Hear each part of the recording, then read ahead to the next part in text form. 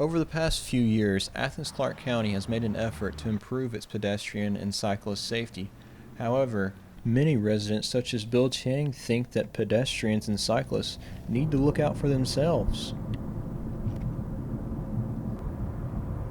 People, they'll just jaywalk and they won't even look. They just step out in front of cars. I'm like, I've seen cars like slam on their brakes. I've had to slam on my brakes. And sometimes they're just out in the middle of the road, walking down the road.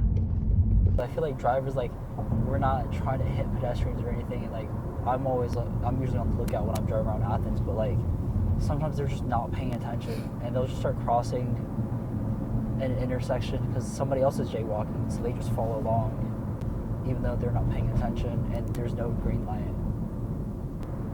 I think that's definitely the biggest thing. They gotta pay attention, and other than that, like, if you jaywalk, that's fine. You just need to be careful about it. Other residents, such as Scott Long, who's the executive director at Bike Athens, feels that the county has done a good job in recent years in improving pedestrian and cyclist safety. We have a lot of people now that we didn't have on staff at the county level who are working, their entire job is improving bike and pedestrian safety and working on Vision Zero programming to make sure that we do everything that we can to get crashes and serious injuries down to zero. He also feels that some of the burden is on pedestrians and cyclists as well.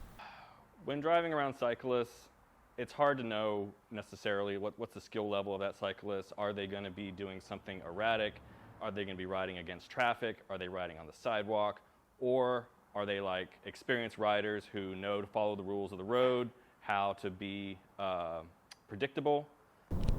Long also feels frustrated when there are limitations or challenges to these safety problems that could be improved.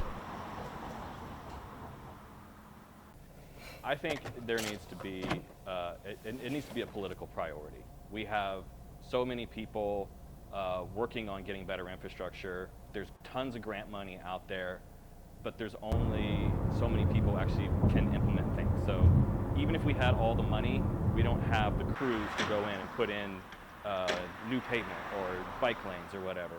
So, and it makes it even harder when big decisions come up and the mayor and commission aren't necessarily on board, even though the money's there, the concepts are there, but they just need to see a little bit more, hear a little bit more from the neighborhood. Most of the time, a lot of this work's already been done. Garrett Kicklighter, Grady News Source.